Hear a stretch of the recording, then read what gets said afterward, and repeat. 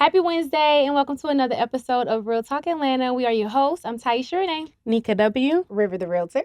And today we are missing our fourth co-host, Ashley. Our real estate bae. Our real Yes. estate bae. But we do have a special guest. Now, if y'all have been with us from the beginning, I feel like every other episode, if not every episode, we always mention our favorite person. His name is George Wise. He is our preferred lender, preferred partner.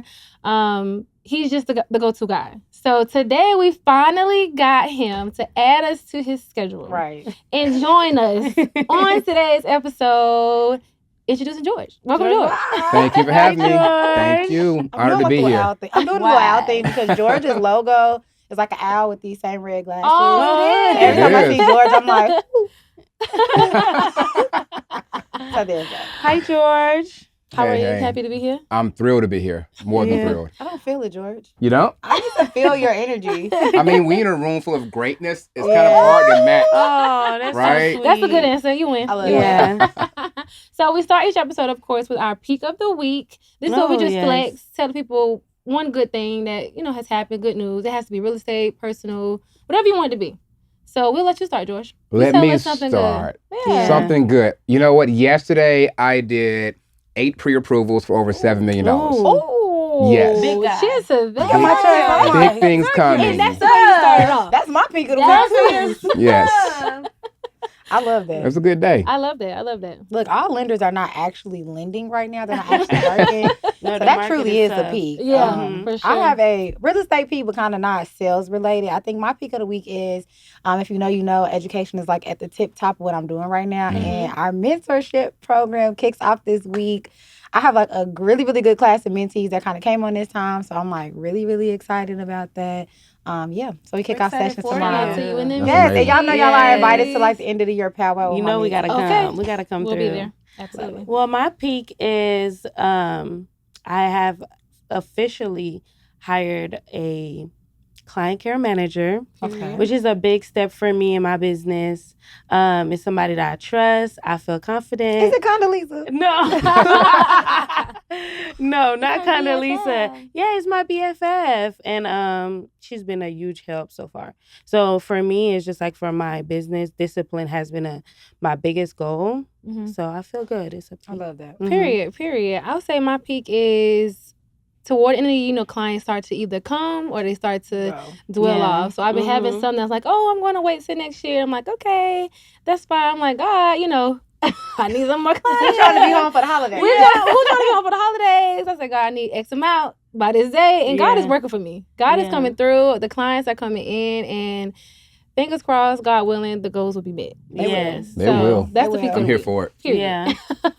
Period. So let's just go ahead and dive into today's episode. So today is going to be, I think it'll be fun, interactive. We're going to be talking about the do's and the don'ts when you are looking to buy a house from a mortgage perspective, Okay. because we have the mortgage professional with us. Period.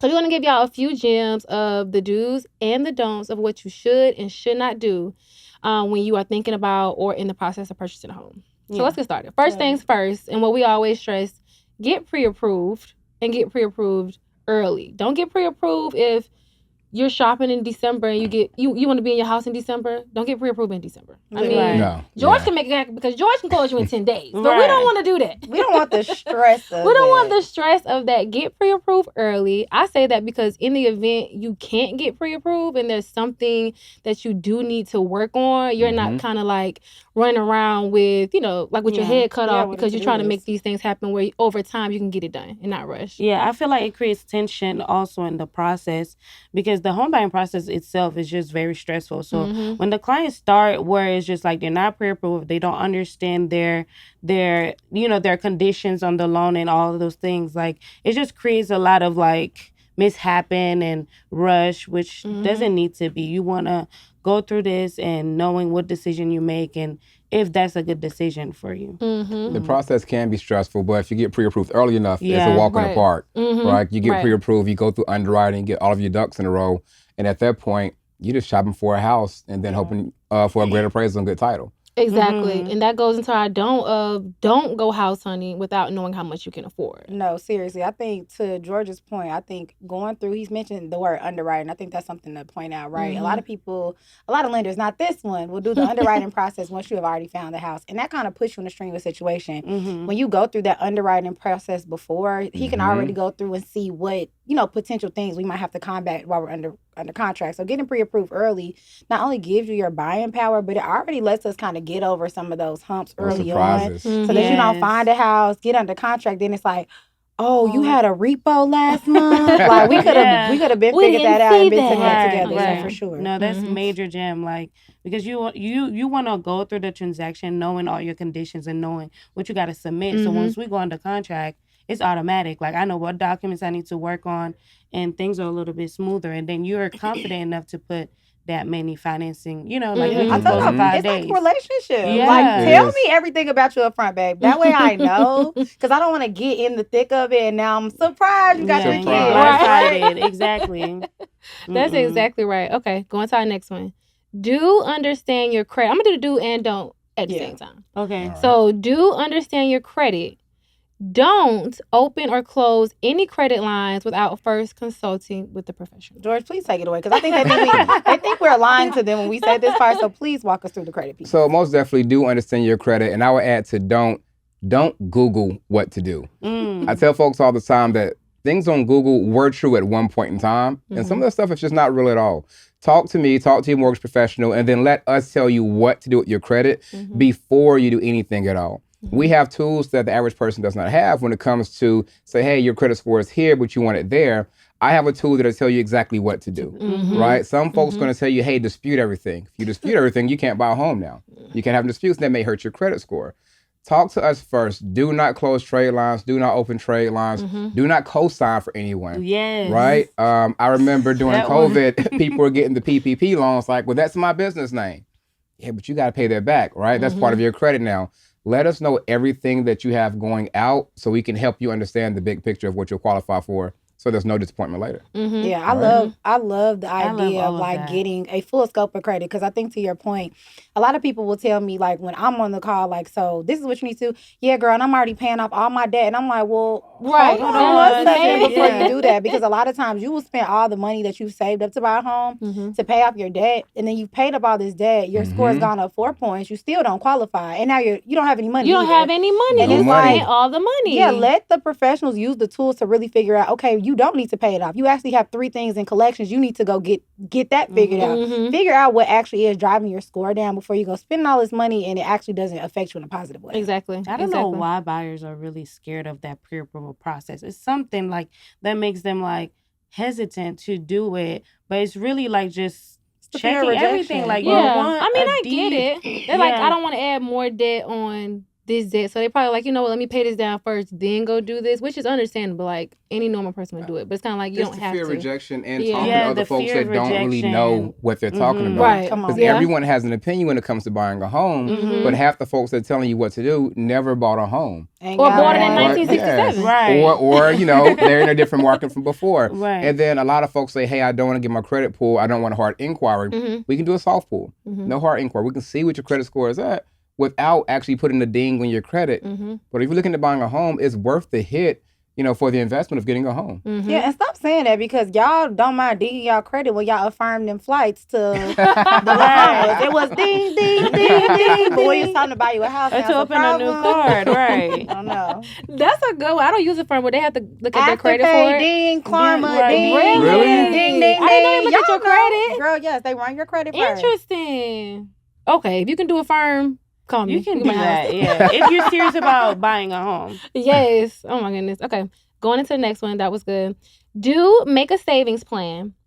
Don't make any large purchases. And we know we stress this all the time. We provided you guys with multiple resources, apps, spreadsheets, finances on what you can do to save your money, but then also not go and buy a new car. Or, when people shop for a house, now they want to buy the refrigerator. Right. They want to buy the couch. They want to buy everything before you get in there. You have to wait. Yeah. People get emotional when it comes to buying a house. And then a lot of folks, once again, that fear of rejection is overwhelming. So I've seen clients before have this mindset that I'm not going to get approved, and then just go spend money for that emotional satisfaction. Like, no, save your money. And if you don't know how to save your money, I'll do a budget with you. I enjoy budgeting. And I will budget with any client for free. I have no issue with that. I still have clients that I closed 10 years ago that I still do quarterly budgets with.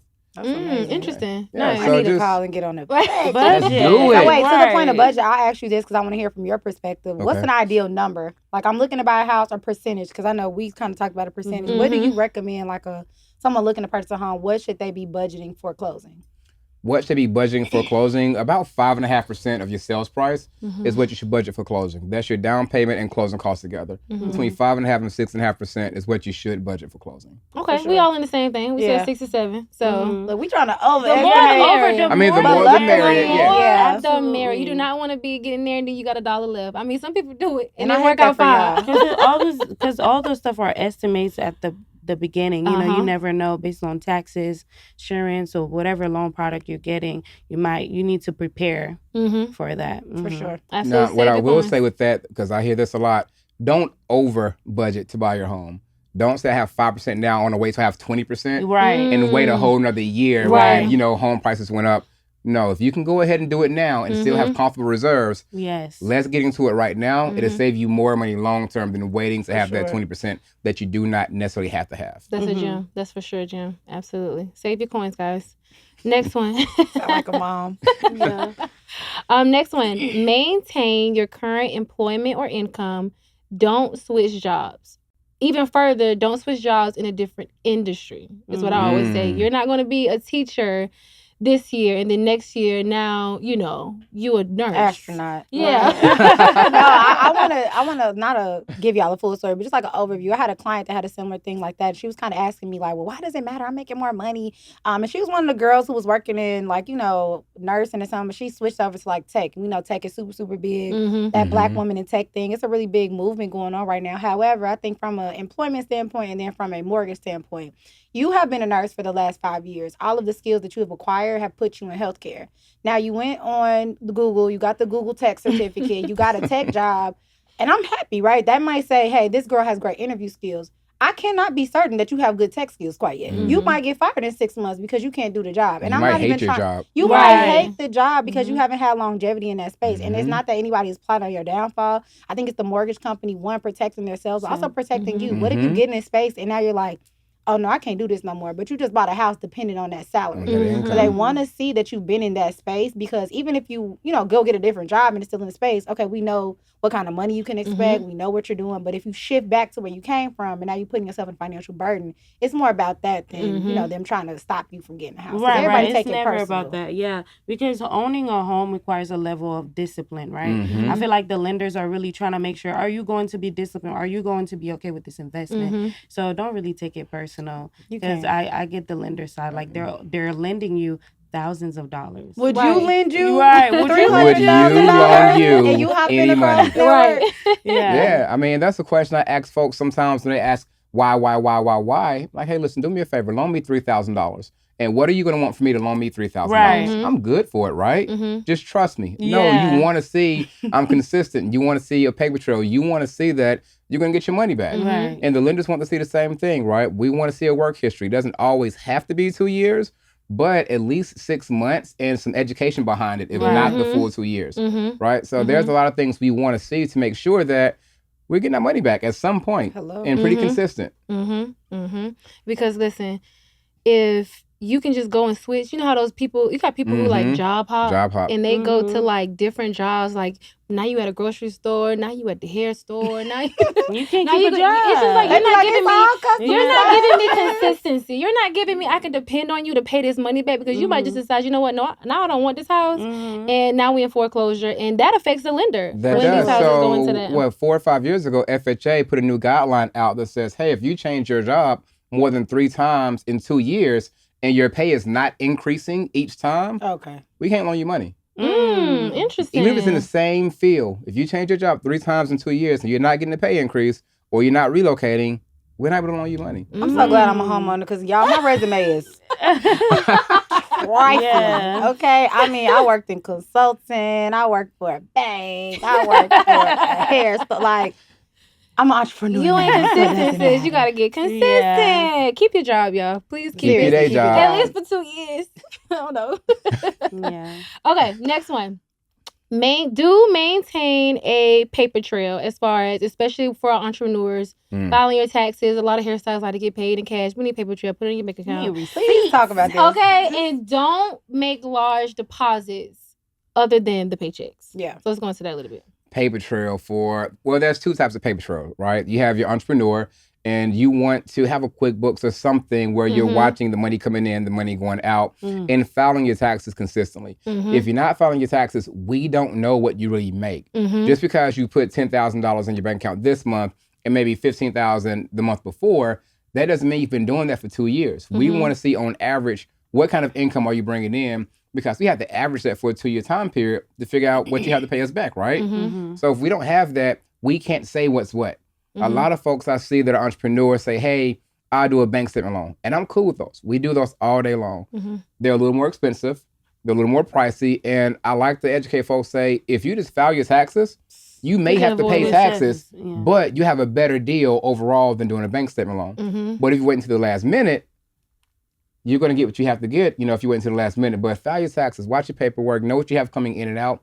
Plus, you need your own budget anyway. How do you know what you can afford if you don't know what's going out? You don't even know how much money you make. Yeah, like you might know what's coming in, but if you don't know what's going out, like how you go budget for that? Right. So question, so like for people like hairstylists, nail techs, those who you pay your deposit online, so I'm sure they're tracking that, but then you know how they pay the remaining balance in cash. How does that affect them? Are they able to like log that cash, or is it they're looking at just their deposit? Yes, I mean, so in any transaction business-wise, you should be giving out an invoice of some sort, right? And you ought to keep track of your receipts. So at the end of whether it's the night, the week, the quarter, however you choose to do it with yourself or your CPA, you should be able to accommodate all the money that you came in from your services rendered, right? Absolutely. And then take out the expenses for the products that you had to use to provide that service. I would say entrepreneurs are probably like my biggest clientele right now. Yeah, same. I come from the entrepreneur lifestyle, the hairstyles, the nail tech, the rappers, whatever it is y'all do in y'all spare time. Not my business. However, anytime you are getting money for a service that you've given or a product that you sold, you have to keep track of it. I'm super old school. I have a receipt book. Oh, you did this hair, $75 silk press. There you go. Because at the end, all those yellow slips that you have in the back, you can just put them in an Excel sheet, write them up, and then that can really calculate what it is that you put on your tax and things like that. But if you're not, again, keeping track with that money, even if you wanted to, I have clients right now, she just leased the hair salon. Her business is so like precise that she was able to log into her booking site, her little scheduling site, see everything, and it was no problem. Other people are like, can you do this for me? Well, can you show me? I said, they're like, look at my Instagram, my work speaks for itself. I can't sell your work. Let me see the invoice. Exactly. So just keep track of that stuff. I have a client who literally just hasn't been paying taxes and he's buying now. He gonna say this and kill me, but he had to pay 6 figures worth of back taxes, right? Just from not keeping up with what's going on. He's just thinking in his head like, I could have just been on this. So do it now and not later. And you also got to think about the up and coming entrepreneurs, or the semi-entrepreneurs, I call them, that have that business on the side where you're getting Venmo and Cash App because you're selling T-shirts, things like that. We just closed a guy last week, and we get to the end. He had a LLC. And, underwriting finds everything. So they say, tell us about this LLC. He's like, oh, I'm not using it. Oh, okay. Well, I'll tell underwriting. We tell underwriting. He's like, nah, the thing is, he's getting Venmos and Cash Apps with that business name on it. Ooh, so he's using it. So it's like, hey, you are using this. You got tax returns? Nah, I've never filed taxes.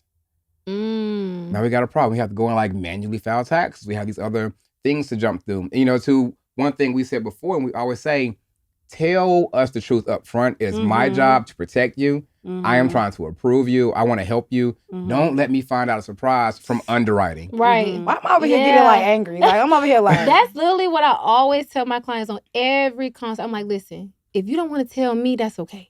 But I need you to tell the lender every little thing. I don't care what it is, because I'd be like, they're going to be all up in your business. The underwriter is like an angry mom when you missed your curfew. You can come in here and say, oh, I was at Mika house. No, you weren't. I know you was with that little boy. I know exactly where you were. That's how underwriting waiting is. on you. If you think that you're going to say something and get over on them, you're not. You're not. Yeah. I'll see it. As an entrepreneur, like, you want to make sure you have those paper trails, because if you're really building a business and you want to do it the right way, because as everybody know, business credit is a thing. You can do a lot of things. There are a lot of benefits if you keep those paper trails and you do it the right way, which is another benefit is owning a home. Like, especially with entrepreneurs, like lenders and underwriters are super strict because it's on your own. It's based on you and what you got going on. Just do right. Yeah. Just do right. If you got that business credit and you're the guarantor of that business credit, make sure you pay that debt out of your business bank account every single month. Yeah. Do not be like, I'm going to pay it out of my personal account this one month. That'll kill you right there. Pay it out of your business bank account every single month, unless you want us to count that debt against you. Everything come out of my business bank account. It's a business expense, child. We went through that phase. We were like, oh, we got to get it together. No, I think we're good now. That's the real estate. We were once. We were once like, oh, we need to get the business bank account. Real. It gets real. It definitely does. Okay, and now going into our last one, actually. So do ask questions. This is a real chill one. Just ask questions. Ask all the questions, and don't panic. It would be okay. You have a team of professionals, your realtor, your lender. You have a team of professionals who are here and want to see you become the homeowner. We want you to become the homeowner in the best way. We don't want you to become a homeowner that's like, oh, God, that girl probably shouldn't have bought a house. But ask the question so you know exactly what's going on. Ask every question possible. It's a big deal. It's a big Treat investment. it like a big deal, right? Ask everything. There's nothing you cannot ask me about your mortgage I'm not going to answer. And sometimes I think people are so nervous about asking a question, they may bring it up to the realtor and be like, it's okay, and never bring it back up to the lender or vice versa. No, ask those questions because you don't want to find out, 6 months, 9 months, a year down the line, that question you didn't ask should have been asked. Right. And now you're in trouble. Right. Yeah. Or at closing table. You want to ask those questions up front so you're not surprised. Hey, I don't understand this. Can you break it down further for me? Right? I learned this way. Can you put it in this way for me? Sure. I had a client once. He was like, listen, I appreciate you going over these numbers with me over the phone, but it doesn't make sense to me. Could you do a video and like point to the lines as you're talking? I was like, sure, not a problem. I did the video. I sent it to him. He come back like an hour later. And I feel like he knew more than me at that point. But that was the way he learned, right? Ask every question under the sun. We're here for it. Be enthusiastic. Yeah, like be enthusiastic. Like it's a really big process. Like I always say, do not take this lightly. You want to know everything. You want to know what position you're in. I love those type of clients that just ask questions. I know, like, ooh, like you really want to know this. When the client don't have questions, it gets easier. That's it's like that's a red flag. Yeah. You did. That's a red flag. That's a red flag. That's a red flag. I know who's going to I need to watch them closely because they don't care. Like it's a level of caring. They don't ask questions. They're not intrigued. I don't think it's that. I think it's sometimes, especially with me, most of my clients are first-time home buyers. Most times they don't know what questions to ask. That's why as the agent, you have to over-explain, make sure that as the professionals, that we're touching on everything because it may not be that they don't care or they're not a good, client. It's just they are first-time home buyers. They don't really know what to expect. They probably don't know what the right questions are, but that's why we are here as your professionals, as your agents, to be able to over-explain, give you information that you need so that you know that you're making the right decision. Yeah. I think there's a level of being discouraged as well. I think when you go on Instagram and you see people selling houses in a certain price point, then you're pre-approved for, $225,000. I don't have $225,000 liquid cash right now. So if I'm spending $225,000, I got questions. So when can I expect this and what can I? And I think no matter where your price point is, when people buy a home, it's typically going to be their most expensive asset. Right? My home is the most expensive thing that I own, and so inherent in that, I'm a real estate agent, but I was still on the phone with my lender like, so when can I expect to get my? I'll be blowing up George phone. I'll be like, I see my taxes have come. Who's paying that? Me or you? And you can't be afraid to ask those questions because the mortgage companies are not going to be afraid to take your money. The insurance is not. You're still going to have different requirements that people are expecting from you. So ask the questions that you need. Don't ever get discouraged. Not even from asking questions, but don't get discouraged from buying a home. I think some of the answers to those questions, people be like, ooh, maybe buying a home is not for me. But I think that's a mindset, right? Once you kind of get over those humps, you figure out, okay, here are my deficiencies. Here are the things that might be standing in my way. You can overcome that, and that's kind of what we're here for. We have a full service team from the real estate side, the mortgage side, the inspection side, the attorney side, every side of the transaction to make sure you're comfortable and that your questions are answered. So don't get discouraged, and do put yourself in it. This is you in there. I mean, it's a lot to what you just said, the river. Like first, people saying stuff on Instagram, TikTok. Like I love TikTok. I will kill hours on there all day long. However, sometimes I'm looking at people, content creators, talking about our industry that aren't in our industry. Right. And they're saying things that make no sense whatsoever. And if I'm a buyer looking at that, I'm like, oh my gosh, I can never buy your home. Right. No, you can. Talk to one of us. We'll help you get there. And then even after we get to the closing table and ask questions from here to the closing table, like Taisha, you still call me and you ask questions about your mortgage. Commonly. Keep calling me and asking questions about your mortgage. You don't want someone to tell you the wrong thing down the line. And the folks that may be in the servicing part of the mortgage world may not know as much as I know as a licensed lender, right? Right. So call me, ask your questions. If you're not my client, call me and ask your questions. I'm still happy to help. Yeah. I think Herbert mentioned this, but accessibility. If you can't access your realtor, your lender, you're working with the wrong person. The wrong people. Point blank and period. Yeah, I still have clients that I'm still assisting now and just calling people and just, making sure they're comfortable at a point. We're never going to leave you like, hey, you're in your house. Close the house, now we done. Like we done. Bye, we're not going to do that. But no, I think that is a good wrap up of a few do's and don'ts of everything you guys should just keep in mind throughout your home buying process. If there's any other questions you have, you can drop them in the comments below. We'll answer them on upcoming episodes or message you guys directly. But yeah, let's go ahead and tune into our last segment of the day. Our Rusa Bay is not here. But we left a spot for her here. Miss Nika W is going to take it go over. ahead and take over. If you guys are tuned in every week, or if you have not watched our episode yet, we ask our audience to submit their questions and DM or our email, which is realtalkatlpod@gmail.com. I did it. Ashley is proud. Yes. Okay, so the question of the day is actually from one of our followers, Carla Sumlin 4902. I know that Instagram name. Hey, Carla. So she asks, as entrepreneurs, how do we keep up with business expenses and fees? Oh, child. This is a perfect. I would like to answer first because anybody that knows me knows this is something that I struggle with deeply.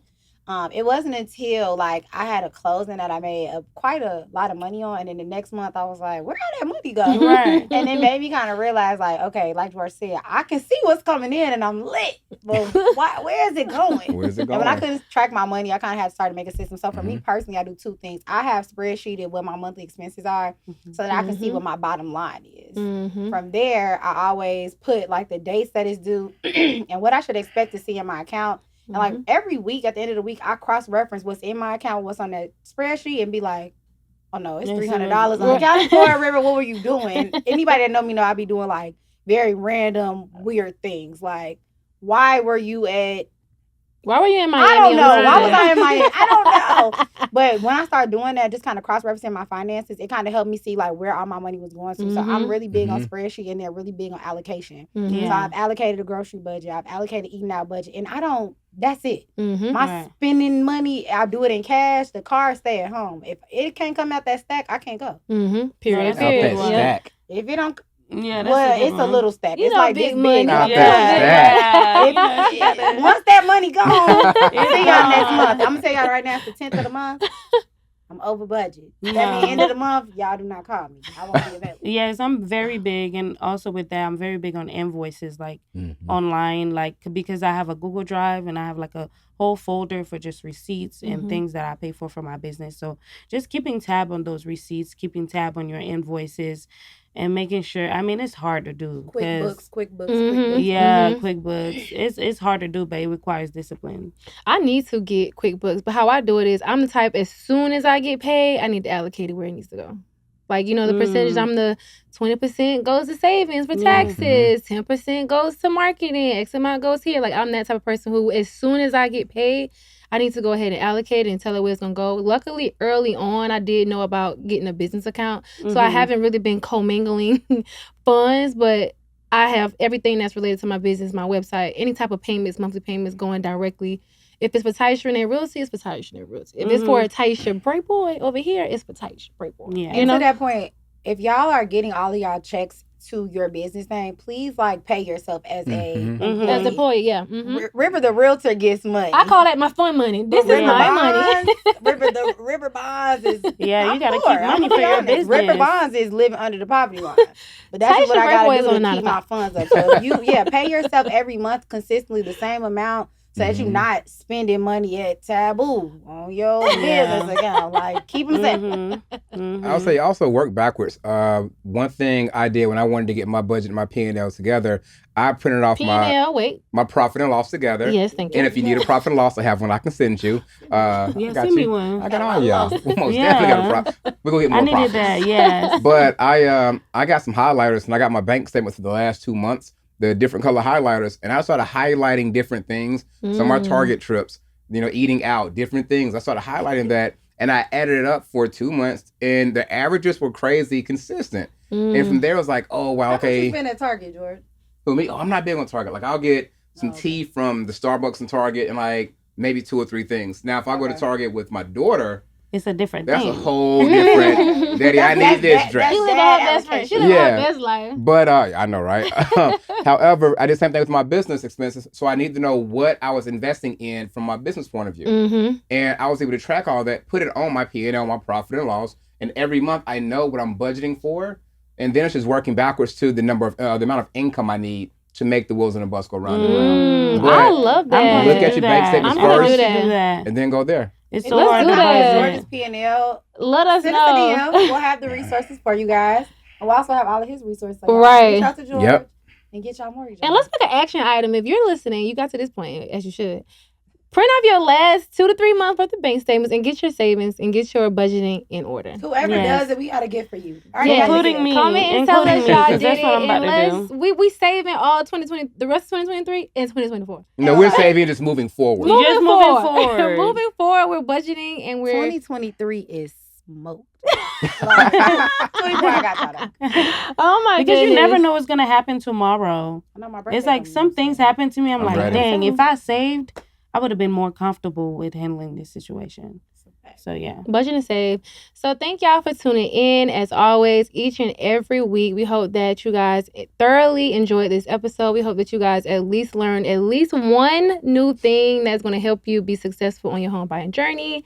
As always, contact any of us, your favorite realtors, if you're looking to buy in Georgia, South Carolina for Me Too, Chicago for River, Illinois, period. We're gonna connect you with George either way it goes. George, tell everybody where they can find you. Yeah, where can we find you? So Instagram, The Real George W CLT. And you can always email me at teamwise, WISE, @ccm.com. And we'll have his information below as well, so you guys can easily access and click it. So I love this episode. Me too. Thank you. Cheers to George. I'm running low. Thank you guys for having me. I'll be signing autographs later. I'm famous now. See y'all next week, y'all. Bye.